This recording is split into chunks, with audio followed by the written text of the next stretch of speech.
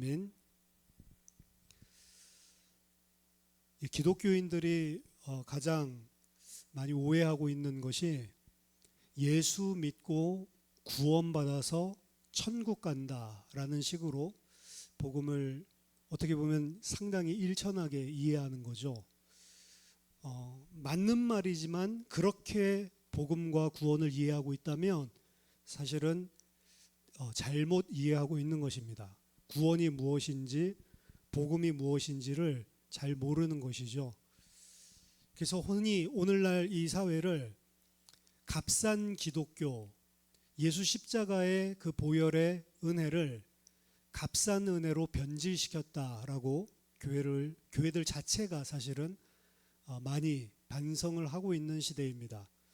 비록 그런 반성의 소리가 나오기는 하지만 여전히 많은 사람들은 예수 믿고 천국 간다라고 하는 게 구원과 그리고 복음이라고 착각하고 있습니다. 하지만 예수님께서 이 땅에 오셨을 때 선포한 메시지를 보면 예수 믿고 천국 가라 이런 식으로 말씀하지 않으셨습니다. 하나님의 때가 가까웠고 하나님의 나라가 가까웠으니 너희는 회개하고 복음을 믿어라. 이게 예수님의 첫 번째 자신이 선포하신 말씀이었거든요. 하나님의 나라가 가까이 왔다. 너희는 회개하고 복음을 믿으라. 회개하라는 것에 상당한 포커스가 있다는 것을 먼저 알아야 됩니다. 진정한 회개가 없이는 사실은 구원받았다라고 볼 수가 없는 것이죠. 구원받았다는 의미는 우리가 예수 믿어서 이제 죽어서 좋은 곳으로 가게 되는 것, 천국 가게 되는 것이 아닙니다. 예수를 믿는다는 것은, 구원을 받았다는 것은 하나님의 도움으로 내가 해결할 수 없는 큰 문제를 해결하고 내가 필요로 하는 것, 내가 소원하는 것을 이루게 되는 풍성함, 풍요함을 누리게 되는 것, 그게 구원받는 게 아닙니다. 근데 많은 경우에 그런 우상숭배식으로 종교식으로 복음도 오해를 하고 있는 것입니다. 오늘 본문에 따르면 구원받았다라고 하는 것은 새로운 피조물이 되는 것입니다. 이전 것은 지나갔으니 보라 새로운 피조물이라. 우리들이 새로운 피조물로 재창조되는 것이 우리에게 임한 구원이고 그것이 바로 하나님의 나라가 우리들 가운데 임하는 것입니다. 천국은 가야 되는 것이 아니고 이미 너희가 예수 그리스도를 믿을 때 성령을 받았고 성령이 너희 안에 계시면 너희 안에 천국이 이미 임한 것입니다. 여기 있는 것 저기 있는 것이 아니고 예수 그리스도를 통해 하나님께 순종하는 그 사람은 이미 하나님의 나라가 그 속에 임한 것입니다. 하나님의 나라는 하나님의 통치와 하나님의 다스림이고 하나님의 나라에 내가 간다라고 하는 것은 죽어서 가는 것이 아니고 예수 믿고 회개하고 돌아서는 순간, 지금까지는 내가 왕 되어서 주인 되어서 살았지만 이제부터는 하나님께 순종하고 하나님께 복종하는, 하나님의 통치를 받는, 다스림을 받는, 그래서 하나님의 뜻대로 하나님의 명령대로 사는 하나님의 백성, 하나님의 사람으로 살겠습니다. 이 돌아오면서 시작되는 것이 구원이고, 그리고 그 구원이 우리 속에, 하나님의 나라가 우리 속에 점진적으로 온전하게 이루어지는 게 구원을 이루는 과정입니다. 그래서 진짜 구원받았고 회개하고 하나님의 나라가 내 속에 임한 자, 성령이 함께하는 자, 새로운 피조물은 이 땅 살아가는 동안에 점진적으로 구원을 이루어갑니다. 즉 하나님의 나라가 내 삶 안에 점진적으로 확장되어 가고 이전에 순종하지 않던 것까지도 전부 다 순종한 자리로, 우리들이 믿음의 자리로 나아가게 되는 변화가 일어나게 되는 겁니다. 그 과정, 그 변화가 없는 사람은 구원이 시작되지 않은 것이다. 예수를 믿겠다고 결심하고 기도하고 혹은 세례를 받고 그러한 행위 중요치 않습니다. 그런 것이 진짜 믿는 자들, 진짜 거듭난 자들에게 의미 있는 것이지만 거듭나지 않았음에도 불구하고 따라서 기도할 수 있는 것이고, 세례도 믿지 않는데도 불구하고 받을 수 있는 것이고, 믿지 않고 거듭나지 않았는데도 불구하고 교회 다니고 예배하고 기도하고 다 할 수 있는 것입니다. 그 단적인 예가 바리새인이죠. 하나님의 백성다운 모든 일을 겉으로는 다 하고 있었지만 그들은 정작 자신의 의를 내세우기 위해서 하나님의 의에 복종하지 않는 자들이었습니다. 그들 자신이 의롭기 때문에 자기의 의를 가지고 하나님 앞에 충분하다고 생각하면서 하나님께서 그들을 살리기 위해 보내주신 예수 그리스도의 의를 거부한 자들이었습니다.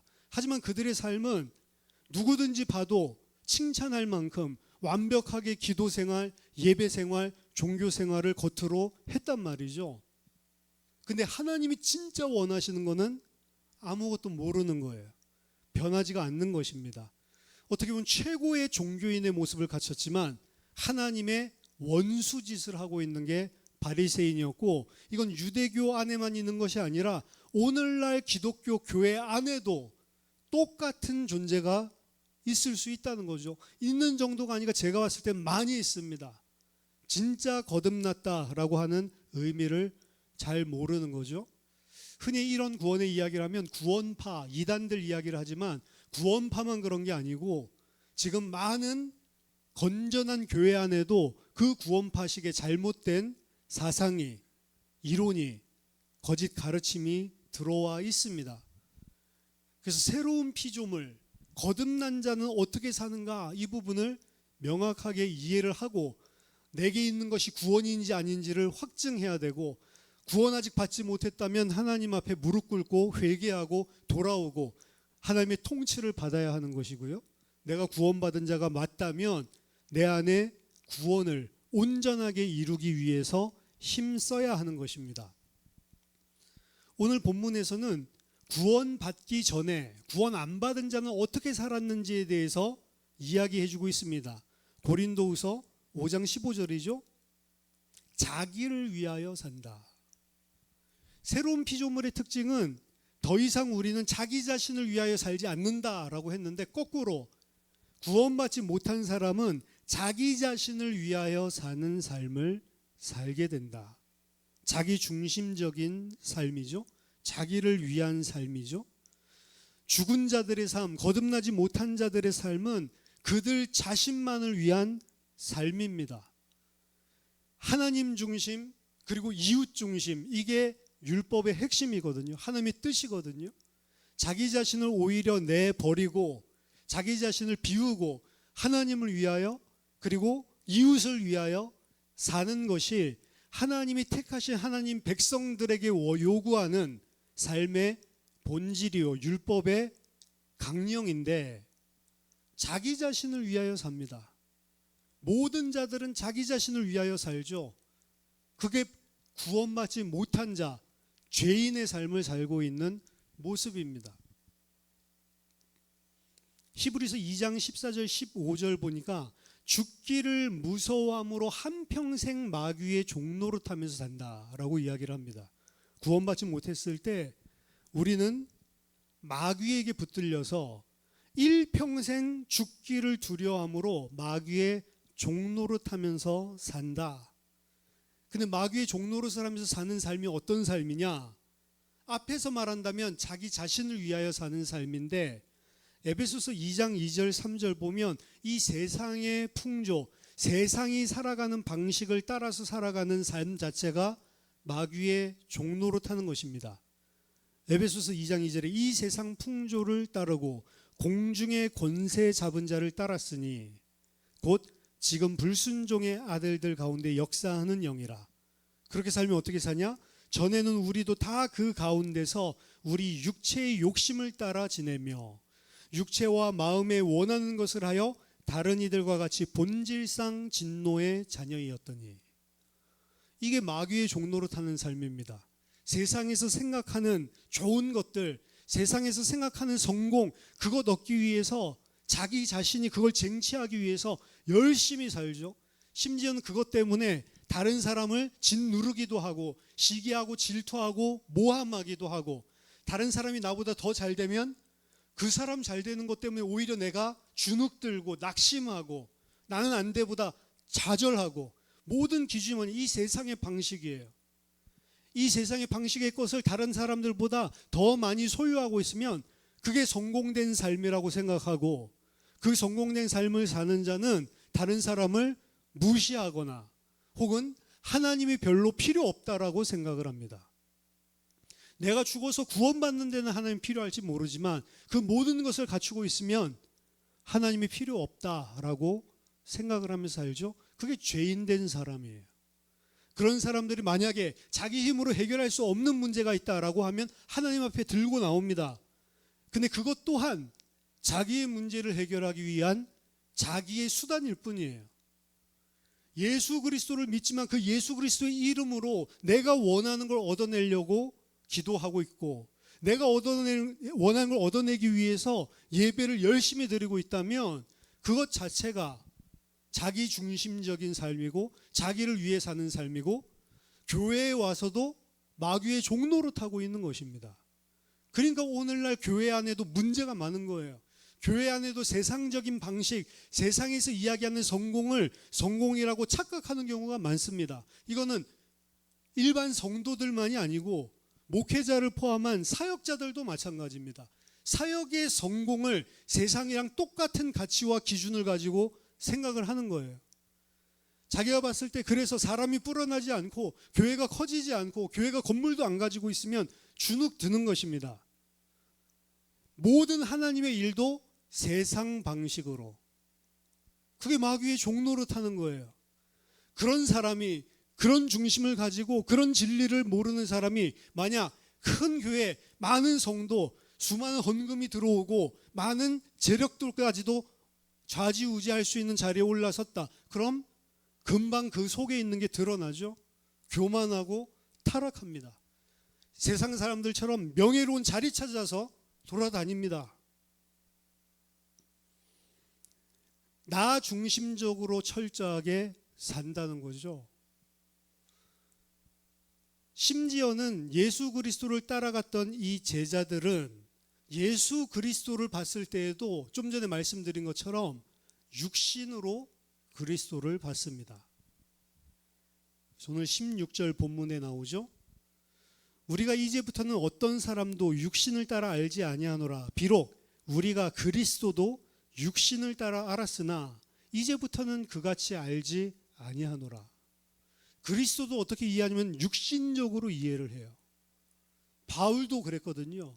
육신적인 그리스도, 정치, 경제, 군사, 문화, 그래서 로마를 다 뒤집어 엎고 우리 유대 민족을 모든 민족 위에 뛰어난 나라로 회복시킬 민족의 지도자, 군사적인 정치적인 왕, 그분이 그리스도라고 바울도 생각하고 있었거든요.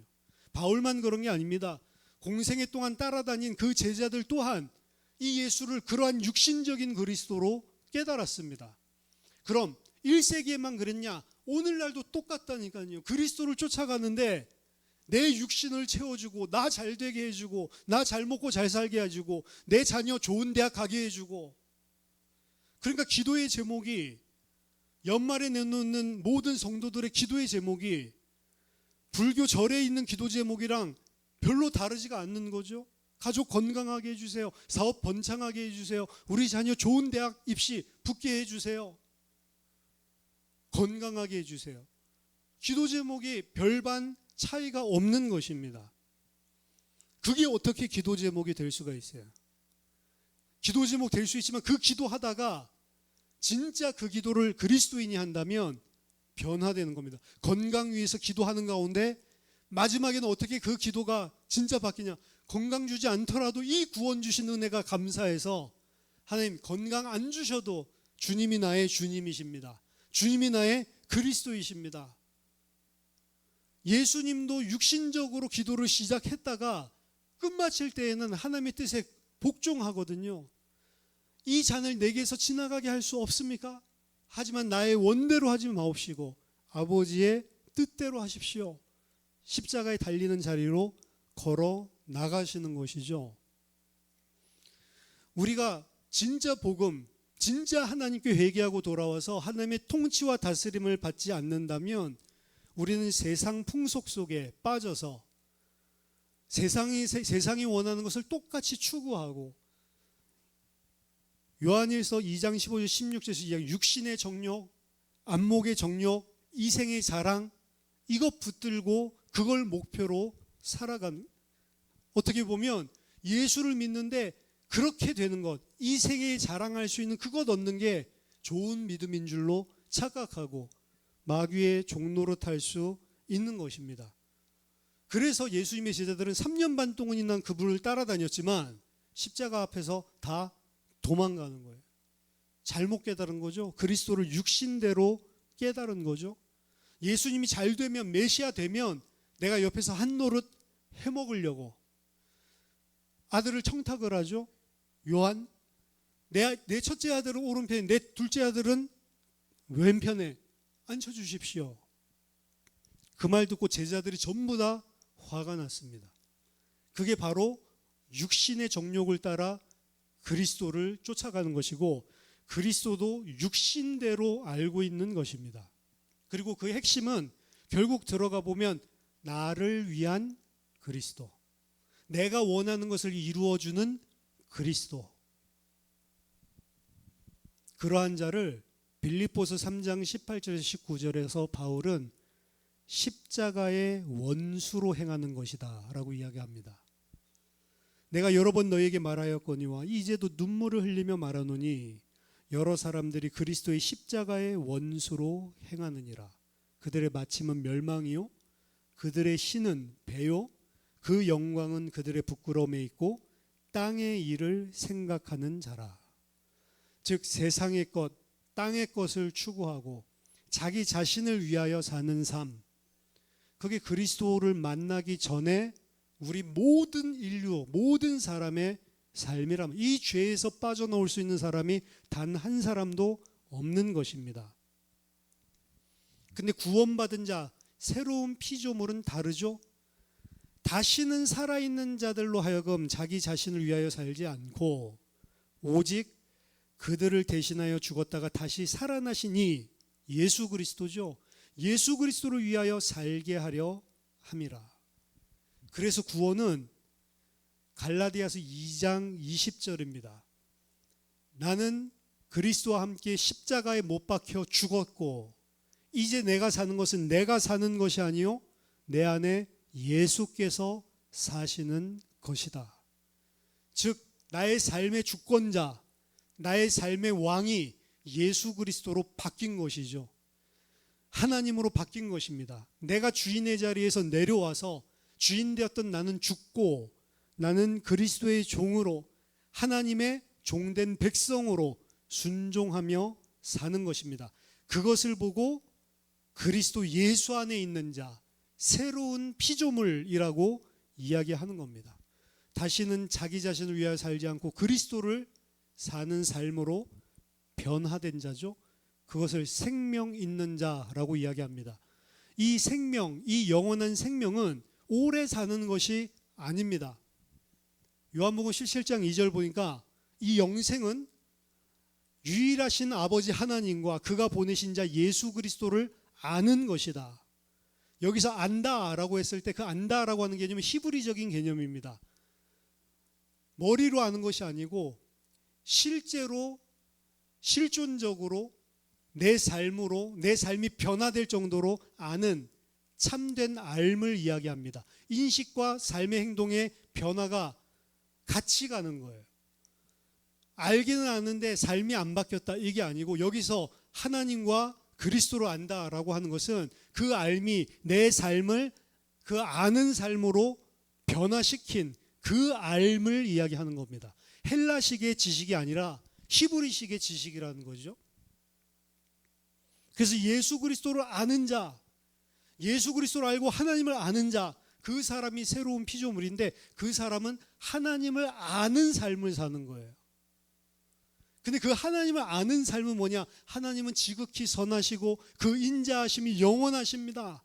그 하나님은 구원받은 그의 백성에게 가장 좋은 것, 가장 정확한 것을 시와 때를 따라 베풀어 주시는 하나님이십니다. 이 사실을 아는 겁니다. 눈앞에 보이는 삶이 그렇지 않은데도 하나님은 가장 의로우시고 가장 완벽한 것을 내 삶 속에 행하고 계십니다 라는 사실을 알고 순종하는 삶이에요. 그게 하나님 백성의 삶이라고요. 그리고 하나님은 악한 분이 아니십니다. 나쁜 것 주면서 이거 좋은 거라고 생각해, 그래야지 순종하는 거야, 이렇게 하시는 분이 아니라 하나님은 진짜로 좋은 거기 때문에 주신 거란 말이에요. 때로는 우리가 욥기를 읽으면서 욥같이 착한 사람에게 왜 저런 어려운 시험과 고난을 주시나 하나님이 오해할 수 있습니다. 욥 또한 오해했습니다. 내가 무슨 잘못했다고 하나님 내게 이러십니까? 내가 잘못한 게 아무리 찾아봐도 회개할 게 없습니다. 이 이야기를 하죠. 근데 그 이야기를 계속 하다 보니까 마음속에 있는, 욥의 마음속에 있는 하나님 모르는 점이 튀어나오는 겁니다. 하나님 나중에 찾아오셔서 뭐라고 말씀하시냐? 그래, 맞다, 네가 잘못한 거 없다, 죄가 없다. 근데 네가 의롭다고 하여서 창조주인 나에게 불의하다라고 하냐? 하나님을 전적으로 순종하는 걸 모르는 자예요. 아직 하나님을 불순종했다라는 건 아니지만 진짜 하나님을 경외하고 순종하는 게 뭔지 몰랐었습니다. 피조물인데 창조주가 하는 일에 그래서 나중에는 손가락질하는 거예요. 내가 무슨 일을 했다고 당신이 나한테 이렇게 합니까? 마치 하나님한테 뭐 맡겨놓은 양. 거기까지도 파고 들어가서 뒤집어 놔서 하나님을 절대로 배반할 수 없는, 하나님을 사랑하는 자로 바꾸시는 게 구원을 이루는 과정이란 말이죠. 우리도 마찬가지예요. 예수 믿고 돌아왔다 맞지만 그건 시작이고, 우리를 욥의 수준까지 순종하고 하나님께서 행하신 것에 토를 달지 않는 자로 만들어 가신다고요. 근데 그게 우리에게는 고통같이 느껴지고 이해가 안 되는 삶으로 나타납니다. 그럴 때 죄인들은 어떻게 하냐? 하나님, 순종, 하나님이 통치, 창조주, 피조물 이런 거 따지지 않고 내 생각대로 질러버립니다. 그게 가인이에요. 내가 이렇게 잘 예배 드렸는데 왜 안 받아주냐? 왜 둘째 내 동생이 드리는 거 받아주냐? 하나님이 안 받아준 거에 대해서 실망하고 낙심하고 나중에 화까지 나죠. 얼굴이 떨어지고 낙심했다는 거지만 심히 화가 났다. 하나님 말씀하시죠. 죄가 너를 지금 집어삼키려고 하는데 너는 선을 행하라. 선을 행하면 낯을 들지 못하겠냐? 그 하나님 말씀이거든요. 근데 자기 자신이 이미 하나님 자리에 서 있으니까 그 말이 안 들어오는 겁니다. 당신이 내 예배, 내 예물 안 받아놓고 당신이 무슨 자격으로 나한테 그런 말을 해? 하나님한테 대드는 거죠. 근데 하나님은 죽일 수 없으니까 대신에 동생에게 화풀이 하고 동생을 죽여버리는 겁니다. 그게 인간이에요. 내가 하나님의 자리에 서 있는 거죠. 나의 영광을 위해 사는 거죠. 내가 열심히 했는데 하나님이 안 해주면 그 하나님도 원망하고, 원망하는 걸 넘어서 나중에는 하나님한테 분노하고, 이런 하나님이면 나 안 믿어. 그런 하나님이면 내가 뭐하러 하나님께 기도해. 이게 인간이거든요. 그래서 기독교인이 예수 이름으로 기도해도, 진짜 구원받은 사람이 예수 이름으로 기도해도 안 되는 것도 허락하시고 되는 것도 허락하시는 거예요. 근데 둘 다 가장 선한 하나님의 뜻 가운데 있는 것입니다. 안 돼도 감사해야 되고 돼도 감사해야 되는 거예요. 시간 조금만 믿음을 가지고 지나보잖아요.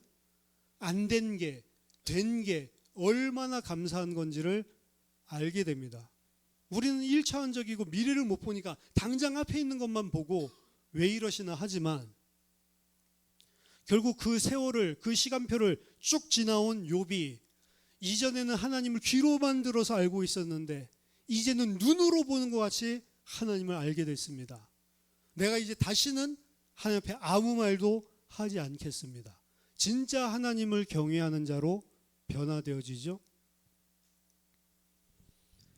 구원받은 자는 자기 자신을 위하여 살지 않고 그리스도를 위해 살게 됩니다. 고린도전서 10장 31절, 너희가 먹든지 마시든지 무엇을 하든지 다 하나님의 영광을 위하여 하라. 로마서 14장도 고린도전서 10장과 마찬가지의 문맥 속에서 이야기하는데요. 어떤 사람은 믿음이 좋아서 고기도 먹을 수 있지만 어떤 사람 믿음이 연약해서 채소도 먹는 사람도 있다. 먹는 자는 먹지 않는 자를 믿음 없다고 업신여기지 말고, 먹지 못하는 자는 먹는 자를 쳐다보고 비판하지 말라. 어떻게 우상의 음식을 먹을 수 있어? 이런 비판하지 말라는 거죠.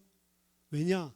이는 지금 아직 믿음이 연약한 그 사람도, 그리고 믿음이 강해서 고기를 먹을 수 있는 그 사람도 다 하나님이 받아주신 하나님의 백성이라는 거죠.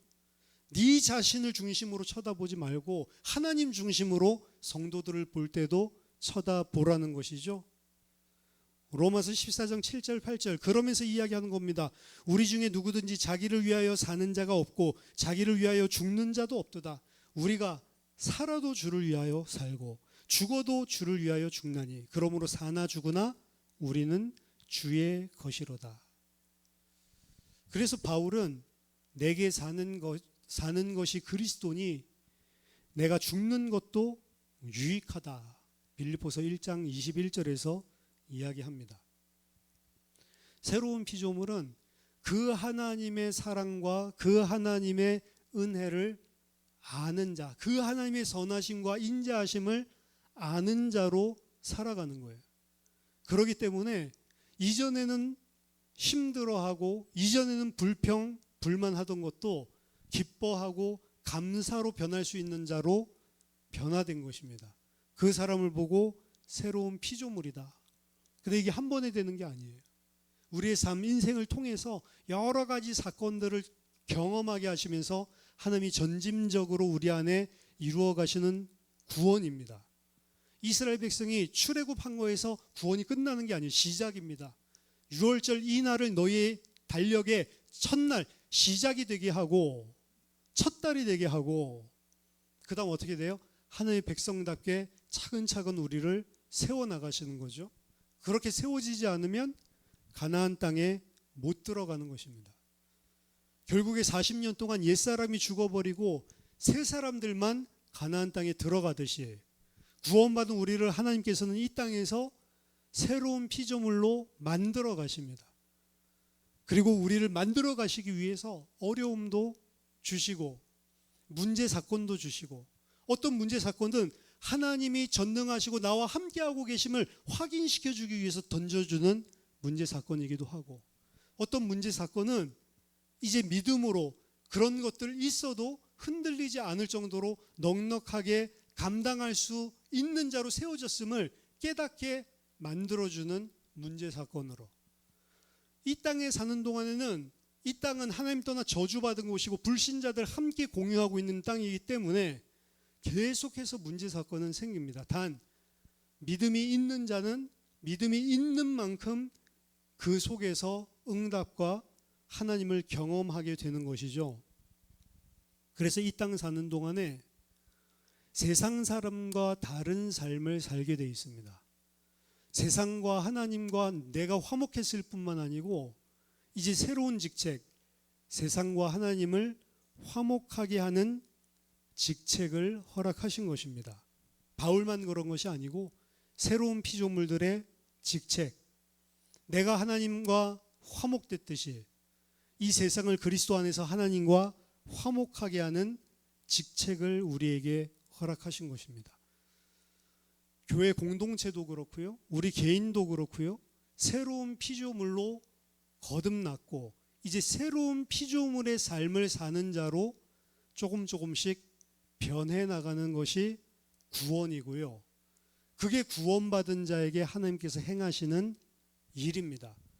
그것이 없다라고 한다면 구원받은 자가 아니죠. 구원받은 새로운 피조물이 무엇인가 깊이 있게 묵상하시고 새 피조물의 삶을 다 사시게 되는 저와 여러분 되기를 예수 그리스도 이름으로 축원합니다. 기도하겠습니다. 하나님 아버지 은혜를 감사드립니다. 예수 그리스도 안에서 우리를 구원하심을 감사드립니다. 구원받은 자, 새로운 피조물처럼 살 수 있도록 우리에게 날마다 믿음을 더하여 주시옵소서. 나를 위하여 살지 않고 나를 위하여 죽으셨다가 살아나신 그리스도를 위하여 살며 세상과 하나님을 화목하게 하는 직분을 감당하는 믿음의 사람 되게 하여 주시옵소서. 예수 그리스도 이름으로 기도하옵나이다.